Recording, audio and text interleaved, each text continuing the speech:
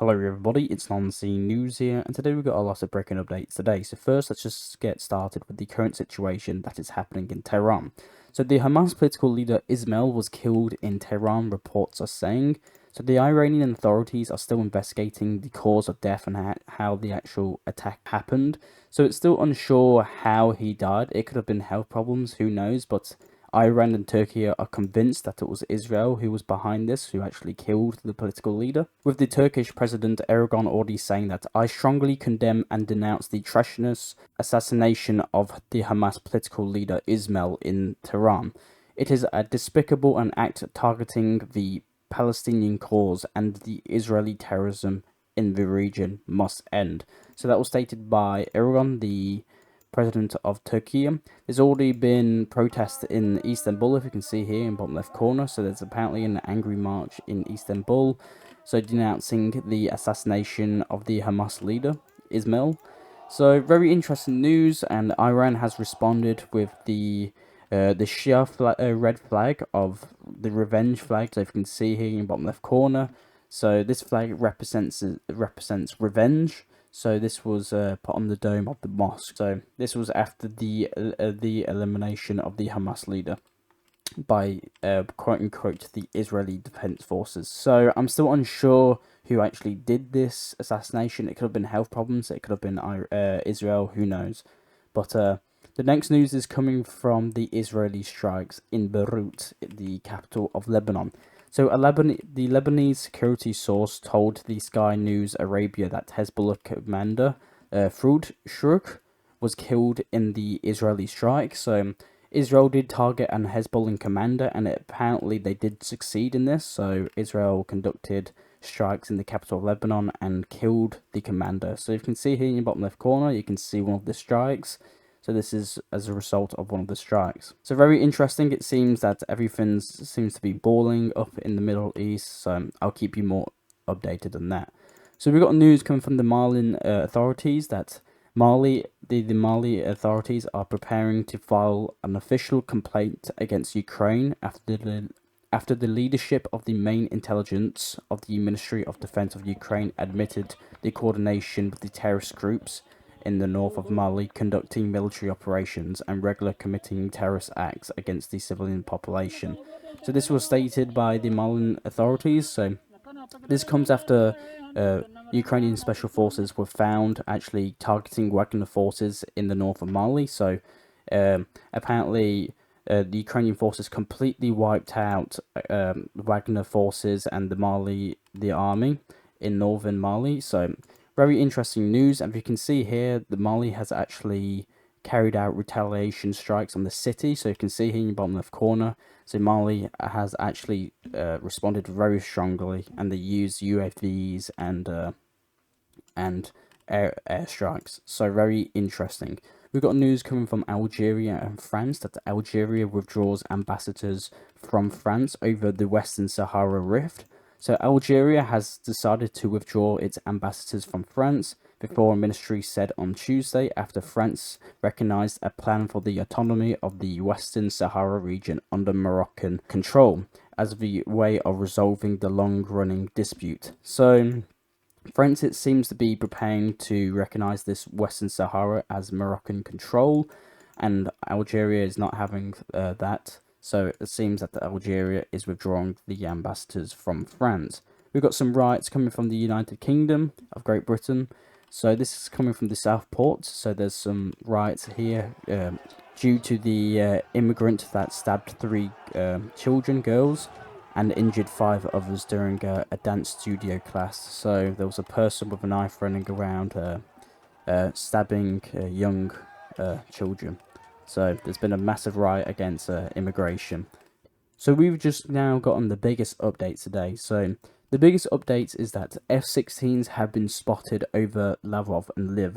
So if you can see here in your bottom left corner, this is the first F-16 in the skies of Ukraine. If you can see here, it's clearly an F-16, and there's another one you can spot over here. So F-16s, Ukrainian F-16s have officially landed and are operating over the skies of Ukraine. So the first batch of F-16 jets from NATO allies have arrived in Ukraine, reports Bloomberg. So and with the fact of the footage that's apparently been posted in Live, so F-16s have arrived in Ukraine, and it's unsure if they will actually be going near the front line here. So we'll see. We'll see what happens here. But the United States has stated that the United States will supply Ukraine with modern American-made weapons for the F-16 fighter jets, including air-to-air missiles. And this includes Norway that will do this, and Belgium. Belgium and Netherlands and Denmark will deliver another batch of F-16s to Ukraine. An additional Norway and Belgium will also deliver additional aircrafts, but a bit later. So the main problem is now that it's not the F-16s what are the problems, is that Ukraine doesn't have enough pilots, it's stated. So it only has, well, Ukrainian sources are saying 7 to 10 pilots who can fly these F-16s. So there's only about 10 operational F-16s or 7 operational F-16s in the skies of Ukraine. Now we're going to go into the front lines of Russia and the Ukrainian war. So we've gotten some news that North Korean equipment have been spotted on the side of Russia. If you can see here in the bottom left corner, this is what the vehicle is meant to be, and apparently it's been spotted in Ukraine. So this is apparently an anti-tank missile armored vehicle. So apparently this has a range of 10 kilometers. So very interesting news. So now the next news is coming from the nuclear exercises coming from Russia. So the Russian Ministry of Defense has announced that the start of the third phase of the exercise to practice the use of tactical nuclear weapons. The military will be working with Iskander-M systems during these exercises. So Russia is conducting nuclear exercises, tactical nuclear exercises. And we got news coming from the Russian Ministry of Defense that the number of FPV drones given to troops has sharply increased. There are now about 4,000 devices supplied to the Russian armed forces per day, stated the Russian Minister of Defense. So very interesting. And we got some pretty huge news coming from the Sea of Japan. So two Tu-95MC bombers performed exercises over the Sea of Japan. So these are 2 Russian bombers. And they were also accompanied by, I believe, 4 or 2 fighter jets. So you can see here in your bottom left corner, these 2 bombers were apparently conducting flight over the neutral waters of the Sea of Japan. At certain stages of the route, they were accompanied by foreign fighters, stated the Minister of Defense. But the Russian Defense Minister said that the flight duration was more than 10 hours long. So, very interesting news. 2 Russian bombers with fighters conducted exercises in the East Sea of Japan. So very interesting. The next news is coming from Meloni, coming from Beijing. So the Italian Prime Minister visited Xi Jinping in Beijing. So Meloni called Xi Jinping a key player in any peace process in Ukraine. The Italian leader stated on the media on her China visit. She described the Xi Jinping meeting to be respectful and announced that the both prime ministers of the countries would hold annual meetings to stay in touch. So very interesting. We've got some news coming from Brazil that yesterday, President Joe Biden and the Brazilian President Lula da Silva called to discuss the situation in Venezuela. So we still haven't gotten news what they actually talked about, but really interesting news. The 2 leaders spoke on call. We got news coming from Venezuela that Venezuela is breaking off diplomatic relations with Peru, said the head of the Bolivian Foreign Ministry. Very interesting. And we've also got news that the representative of France to the OAS stated that they are closely monitoring the situation in Venezuela and expressed concerns over the reported acts of violence. Additionally, they called for the transparency in the election results. We've also got news, but we've got some really funny news coming from the quote-unquote re-elected Venezuelan president, Maduro. So Maduro has apparently challenged Elon Musk to a fight, and Elon Musk has accepted. So this is probably never going to happen, but I'll show you the video right here.